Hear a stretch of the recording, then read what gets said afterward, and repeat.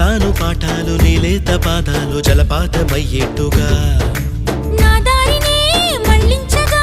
నీకెందుకు అంత పంతం మంచేతిలో ఉంటే కదా ప్రేమించడం మానటం